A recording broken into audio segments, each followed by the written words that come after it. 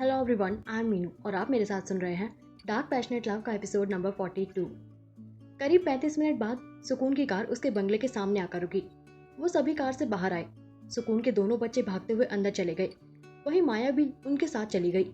सुकून ने एक नजर घूर के पीछे की तरफ देखा और गहरी सांस लेकर वो भी बंगले के अंदर चली गई। उसके चेहरे पर अभी कोई भाव नहीं थे। वो जाकर हॉल में बैठ गई।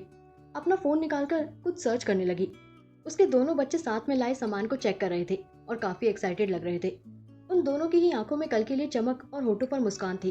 वो दोनों आपस में ही एक दूसरे के सामान को चेक करते और मुस्कुरा देते। वो जितना अपने सामान को चेक करते उतनी ही उनकी आंखों में चमक आ जाती।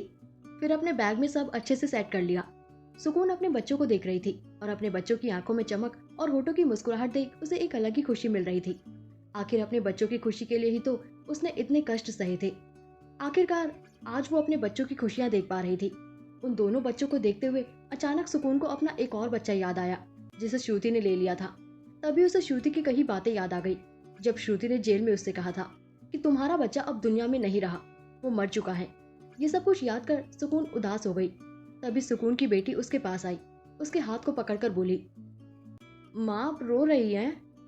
सुकून ने जल्दी से खुद के इमोशंस को कंट्रोल किया और अपनी बेटी की तरफ देखते हुए बोली, नहीं बेटा, माँ रो नहीं रही है, बस आंख में कुछ कचरा चला गया था। कहते हुए वो अपनी आंखों से बहते आंसुओं को साफ कर लेती है। वहीं शॉन भी अपनी मम्मी के पास आता है और वो भी उसके गले लग जाता है। दोनों बच्चे जाकर सुकून से लिपट जाते हैं। सुकून भी प्यार से उन्हें अपनी बाहों में भर लेती है। माया एक साइड खड़ी ये सब कुछ देख रही थी और वो समझ रही थी कि सुकून इस वक्त क्या सोच रही है। माया सुकून के बारे में सब कुछ जानती थी, इसलिए वो उसके हर एक इमोशन, हर एक चेहरे के भाव को देखकर सब कुछ समझ जाया करती थी। कुछ देर तक माया वहीं खड़ी रही, फिर दोनों बच्चों की तरफ देखते हुए बोली, चलो तुम दोनों, डिनर का टाइम हो गया है, चलो साथ में सब डिनर करेंगे। कुछ देर में सभी डाइनिंग टेबल पर बैठे हुए थे और उनके सामने हेल्दी फूड रखे हुए थे। कुहू और शॉन वो दोनों ही अपनी प्लेट में रखे फूड की तरफ देखे और एक नजर एक दूसरे की तरफ देखकर अजीब सा मुंह बनाया।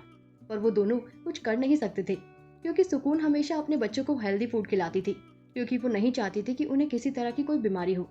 सुकून ने एक नजर उन दोनों की तरफ देखा और बोली, चलो जल्दी से डिनर फिनिश करो, कल से तुम लोगों को स्कूल में जाना है। डिनर करने के बाद तुम सब जाकर जल्दी से सो जाना। शॉन और कुहू मुस्कुराते हुए चुपचाप अपना डिनर करने लगे। डिनर करने के बाद वो सब जाकर अपने रूम में बेड पर लेट गए। कुछ देर तक एक दूसरे से बातें करने के बाद दोनों सो गए। सुकून हॉल में बैठी लैपटॉप पर कुछ काम कर रही थी। एक बार फिर से उसे शाश्वत याद आ गया कि शाश्वत ने कैसे उसे परेशान किया था। सुकून बोली, मिस्टर शाश्वत सिंघानिया, इस बार का प्रोजेक्ट तो मैं तुमसे छीन कर रहूंगी। बहुत घमंड है ना तुम्हें मुझसे लड़ने का। मैं तुम्हें बताऊंगी कि असली लड़ाई क्या है। कहते हुए सुकून के होठों पर एक तिरछी स्माइल आ गई। कुछ देर बाद सुकून लैपटॉप पर काम करती रही। उसके बाद वो उठकर रूम में गई। उसने अपने दोनों बच्चों को देखा। दोनों बच्चे आराम से सो रहे थे। उनके पास जाकर प्यार से उन दोनों के ही फोरहेड पर किस की और फिर उन्हें अच्छे से ब्लैंकेट से कवर कर रूम से बाहर आई। फिर अपने रूम की तरफ जाने लगी। तभी उसे मीशा दिखी। मीशा उसे देख रही थी। सुकून आई और उसे देखते हुए बोली, क्या हुआ मीशा, तुम्हें सोना नहीं है? मीशा सुकून के हाथ को पकड़कर एकदम से गले से लग गई। सुकून पहले तो चौंक गई, पर फिर वो समझ गई। उसने मीशा को कसकर पकड़ लिया और उसने जो आंसू अब तक रोक रखे थे वो एकदम से उसकी आंखों से बाहर आ गए। पर वो ज्यादा रोई नहीं। उसने खुद को कंट्रोल किया और मीशा से दूर होते हुए बोली, गुड नाइट। मीशा को कहते हुए सुकून वहां से अपने रूम में चली गई। मीशा भी सुकून को जाते हुए देखती रही। फिर वो भी अपने रूम में चली गई। अगली सुबह सुकून जल्दी उठ गई थी। सबसे पहले वो अपने दोनों बच्चों के रूम में गई और उन्हें प्यार से जगाया। दोनों ने ही अपनी मम्मा को देखकर गुड मॉर्निंग विश किया। फिर सुकून दोनों बच्चों को लेकर वॉशरूम में गई। थोड़ी देर में वो अपने दोनों बच्चों को अच्छे से नहलाकर छोटे छोटे बाथरूम पहनाकर उन्हें बाहर लाई। फिर वो दोनों को स्कूल ड्रेस पहनाने लगी। थोड़ी देर में दोनों ही अच्छे से रेडी हो गए थे। सुकून भी रेडी हो गई थी। फिर सभी ने साथ में बैठकर ब्रेकफास्ट किया। उसके बाद सुकून अपने बच्चों के साथ कार में बैठ गई। वो आज खुद उनको छोड़ने जाने वाली थी। उनके साथ मीशा भी थी। सुकून पूरे रास्ते अपने बच्चों को कुछ ना कुछ समझा रही थी और यही बता रही थी कि अगर कोई प्रॉब्लम हो तो वो दोनों सबसे पहले अपनी मॉम को इन्फॉर्म करेंगे और किसी से भी लड़ाई नहीं करेंगे, सबसे अच्छे से फ्रेंडशिप करके रहेंगे। वो दोनों बच्चे बड़े ही मासूम सा फेस बनाकर अपनी माँ की तरफ देखे और बोले, मम्मा हम दोनों तो किसी से नहीं लड़ते। सुकून अपने दोनों बच्चों के गालों पर हाथ रखती है और बोली, हाँ हाँ, मुझे पता है कि तुम दोनों कितने क्यूट और मासूम हो। मुझसे बेहतर कोई नहीं जानता, इसलिए मेरे सामने चालाकी नहीं चलेगी। दोनों बच्चों ने उसे देखकर मुंह बना लिया। मीशा उन दोनों का चेहरा देखकर मुस्कुरा उठी तो शॉन ने माया को घूर कर देखा और मन में बोला, आपको तो मैं बाद में देख लूंगा आंटी। थोड़ी देर बाद ड्राइवर ने स्कूल के सामने कार रोकी। सुकून अपने दोनों बच्चों को लेकर कार से बाहर आई, पर वो स्कूल के अंदर खुद लेकर नहीं गई। उन दोनों बच्चों के गाल पर हाथ रख वो बोली, जाओ बच्चों, और कोई भी शैतानी मत करना। इतना कहते हुए वो आंखों से ही वार्न करने लगी और कार में जाकर बैठ गई। उसने मीशा को देखकर इशारा किया। मीशा बच्चों को अपने साथ लेकर स्कूल के अंदर चली गई। थोड़ी देर बाद मीशा बाहर आई और सुकून की तरफ देखते हुए बोली, उन दोनों को मैंने क्लास में छोड़ दिया है। सुकून ने एक नजर स्कूल की तरफ देखा, फिर ड्राइवर की तरफ देखते हुए बोली, गाड़ी को जल्दी से मेरे ऑफिस ले चलो। सुकून के बोलते ही ड्राइवर ने कार को तुरंत ऑफिस की तरफ मोड़ दिया। वही कोई था जो ये सब कुछ देख रहा था। सब कुछ गौर से देखने के बाद उस इंसान के होठों पर खतरनाक स्माइल आ गई। उसने तुरंत फोन निकाला और किसी को मैसेज कर दिया और फोन वापस से पैंट की पॉकेट में रख वहां से मुस्कुराते हुए दूसरी तरफ चला गया। वहीं शॉन और कुहू दोनों ही स्कूल में पहुंचे। मैडम ने उन्हें देखकर सबसे पहले सबसे इंट्रोड्यूस करवाया और फिर उन्हें फर्स्ट बेंच पर बैठने के लिए बोल दिया। दोनों ही एक साथ जाकर बेंच पर बैठ गए और जो मैडम पढ़ा रही थी उन्हें बड़े ध्यान से पढ़ रहे थे। वहां पर सारे स्टूडेंट्स की नजर बार बार शॉन और कुहू पर ही जा रही थी, क्योंकि वो दोनों दिखने में इतने क्यूट और मासूम थे कि ना चाहते हुए भी सब उनसे अपनी नजरें हटा ही नहीं पा रहे थे। वहीं टीचर्स भी उनसे अपनी नजरें नहीं हटा पा रहे थे। शाश्वत का बेटा शौर्य दूसरी क्लासरूम में था, इसलिए अभी वो शॉन और कुहू से नहीं मिला था। ऐसे ही क्लासेस चलती रही। फिर लंच टाइम हुआ। सभी लंच करने के लिए बाहर आए और आपस में एक दूसरे से मिलकर बातें करने लगे और लंच कर रहे थे। वहीं शौर्य क्लासरूम में ही बैठकर लंच कर रहा था। कुछ देर बाद फिर से क्लास स्टार्ट हुई।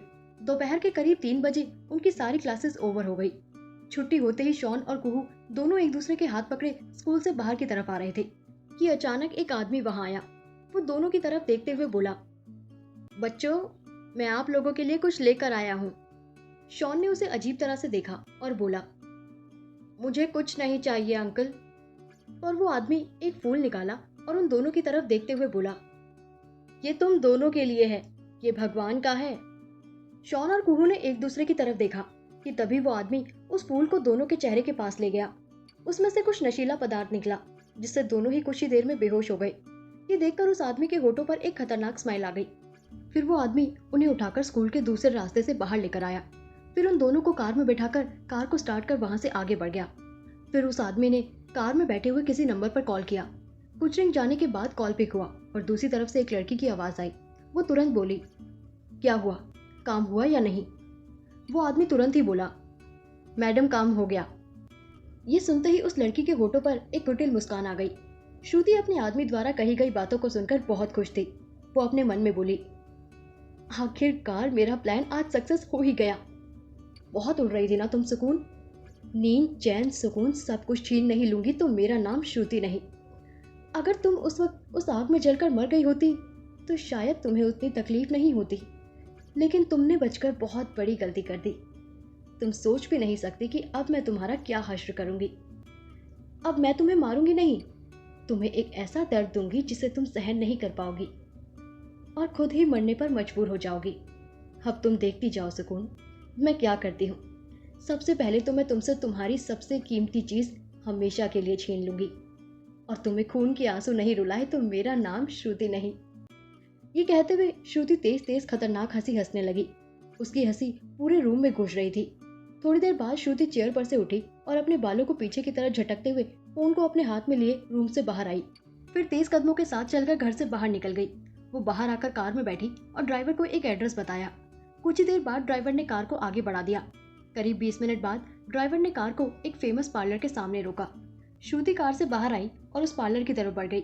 जैसे ही पार्लर में एंट्री की, पार्लर की जो हेड थी वो सबसे पहले श्रुति के पास आकर उसे ग्रीट करते हुए बोली, हेलो मैम, आपका मेरे पार्लर में वेलकम है।